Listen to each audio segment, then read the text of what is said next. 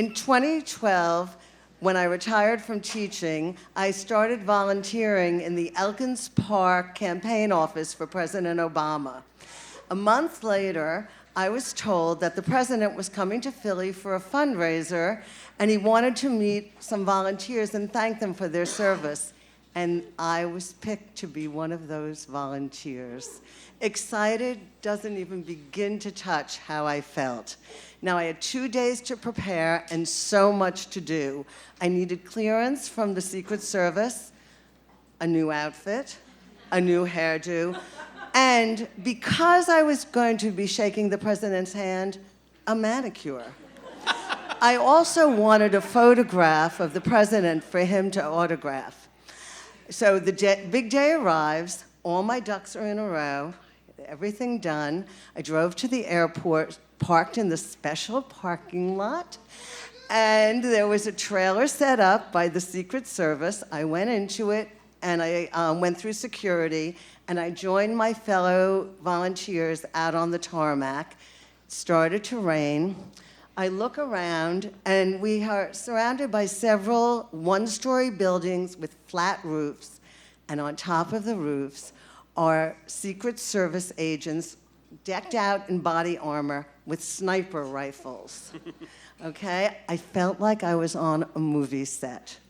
Now, I realized I was not going to be able to shake the president's hand if I stayed in the middle of this group of about 80 people. So I slowly wormed my way through the crowd, apologizing, saying, "Sorry, excuse me, sorry." And, you know, people are so nice. They let me through, and I got to the front. I'm standing there, I have my photograph. I put it between my knees, hoping to keep it somewhat dry. Meanwhile, my new outfit is getting soggy. My hair looks like a wet mop, but thank goodness, my manicure looked great.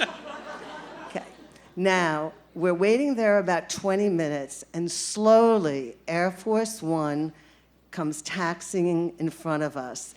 Seeing this iconic plane, I'd only seen it on TV, but I was there. It was only 150 feet in front of me. It was really overwhelming.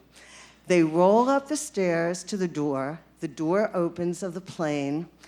The president appears, comes down the steps, and goes to my right, in the front of the line, shaking people's hands and having conversations. And then he comes to me, and for the first time in my life, I am speechless. I put out my hand with the manicure and go, Marsha Fisher. The president quickly moves on to the next person. And I go, shoot, I forgot to ask him to sign the photo.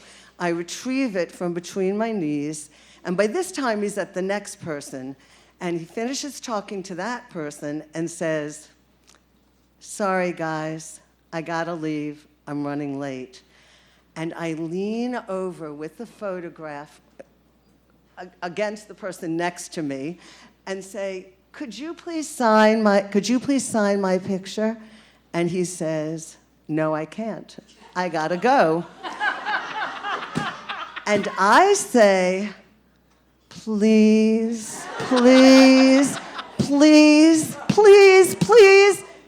And he comes back, and he signs my picture, and I then become quite eloquent and say, "Thank you, thank you, thank you, thank you."